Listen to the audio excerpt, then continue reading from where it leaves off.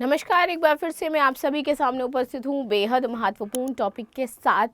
और जिस प्रकार से बिहार चुनाव हो रहे थे और उन चुनाव के दौरान जो वादे किए गए थे नीतीश सरकार के द्वारा, तो मुझे लगता है धीरे धीरे वो सरकार पूरे करने की दिशा में आगे बढ़ रही है।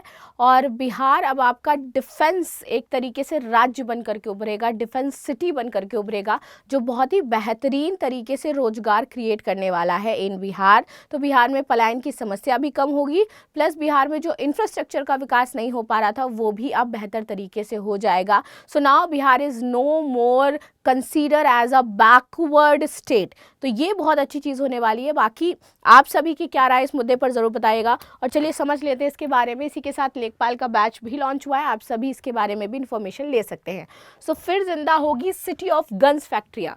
बिहार में बारूद से हिल जाएगा दुश्मन। तो बिहार में ये जो सिटी ऑफ गन्स की फैक्ट्रियों की बात की जा रही है, ये कहाँ थी, कब बंद हुई, क्या कारण रहे, ये भी समझेंगे। और अब ये कैसे विकसित हो रही हैं ये भी यहाँ पर हम जानेंगे। चलिए आगे बात करते हैं। तो भारत की रक्षा उत्पादन नीति में हाल के वर्षों में आत्मनिर्भर Bharat, make in India, new technology जिसकी हम बात कर रहे हैं, रणनीतिक आत्मनिर्भरता को केंद्रीय स्थान दिया गया है, क्योंकि हम बहुत सारी चीज़ों के लिए दूसरे देशों पर निर्भर हैं।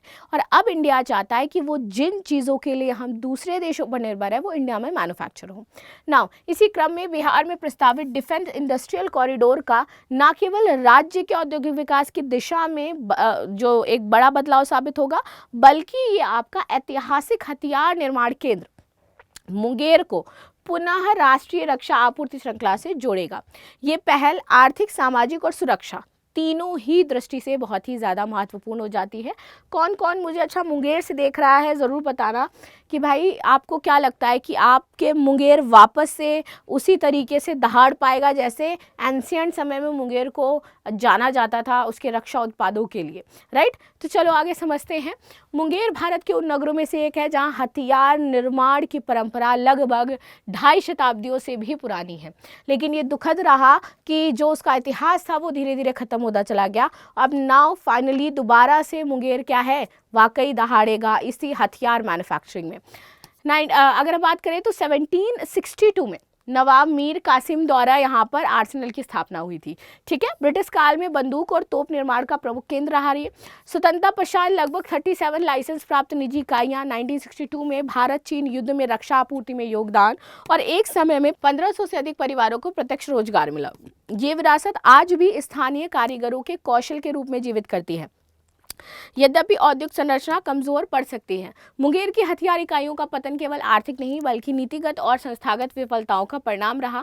हथियार लाइसेंसिंग की जटिल प्रक्रिया, तकनीक आधुनिकीकरण का अभाव, अवैध हथियार निर्माण का समानांतर तंत्र और संगठित रक्षा उद्योग से अलगाव, निवेश एवं अनुसंधान की कमी, ये रहे कारण। इन कारणों से कुशल मानव संसाधन का पलायन हुआ और क्षेत्र की छवि नकारात्मक बनी। Now Bihar defence industrial corridor अवधारणा और स्वरूप। तो भारत में पहले से ही उत्तर प्रदेश और तमिलनाडु में डिफेंस कॉरिडोर बनाए जा रहे हैं। अब ये बिहार हमारा तीसरा क्षेत्र होने वाला है जो पूरे भारत में रक्षा उत्पाद करेगा। मुंगेर को केंद्रीय हब के रूप में विकसित किया जाएगा यहाँ पर। साथ ही साथ यहाँ पर कैमूर, बांका, जमुई और जो अरवल हमारा क्षेत्र है यहाँ पर केंद्र राज्य का संयुक्त मॉडल लागू होगा। रक्षा मंत्रालय, निजी क्षेत्र और एमएसएमई की भागीदारिता होगी। और हालिया बिहार कैबिनेट द्वारा बहुटेक हब नीति जो है वो भी लाई गई है।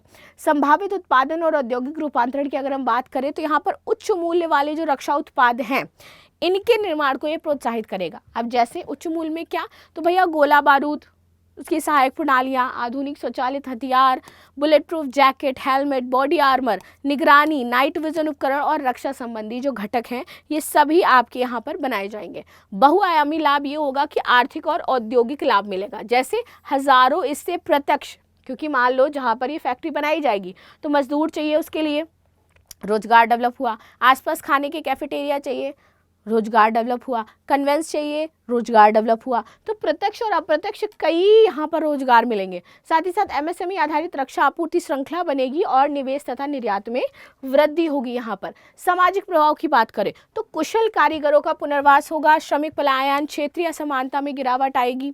रणनीतिक और राष्ट्रीय सुरक्षा लाभ की बात करें तो आयात निर्भरता में कमी, 2029 तक 3 लाख करोड़ का रक्षा उत्पाद का लक्ष्य रहेगा और अवैध हथियार व्यवस्था पर प्रभावी अंकुश लगेगा। प्रमुख चुनौतियां तो रक्षा क्षेत्र में नियामक अनुपालन और सुरक्षा मानक, निजी निवेशकों का विश्वास अर्जित करना, अवैध हथियार निर्माण जो है उसका उन्मूलन, कौशल उन्नयन, तकनीकी और पर्यावरण तथा स्थानीय समुदायों के हितों का संतुलन। आगे की राह क्या होगी? तो स्पष्ट और पारदर्शी लाइसेंसिंग व्यवस्था बनानी पड़ेगी क्योंकि सुरक्षा संबंधी मुद्दा हो जाता है। कौशल विकास संसाधनों और DRDO आधारित जो सहयोग है वो विकसित करना होगा। MSME तथा स्टार्टअप इसको प्रोत्साहित करना बहुत ही ज़्यादा ज़रूरी है। प्लस अवैध हथियारों का कठोर प्रवर्तन तथा स्थानीय समुदाय की भागीदारिता यहाँ पर सुनिश्चित की जाएगी। लास्ट में क्वेश्चन है, बिहार डिफेंस इंडस्ट्रियल कॉरिडोर का केंद्रीय हब कौन सा शहर होगा? पटना, मुंगेर, भागलपुर या फिर लास्ट में गया? तो आप सभी मुझे बताइएगा इन चारों में से किस जगह से आप हैं, और अगर मुंगेर का कोई है तो भाई आपके लिए बहुत ही बड़ा अवसर है कि यहाँ पर रोजगार मिलने वाला है। तो मिलते हैं नेक्स्ट क्लास में, तब तक के लिए धन्यवाद। लाइक शेयर सब्सक्राइब करना बिल्कुल भी ना भूलें and thank you so much.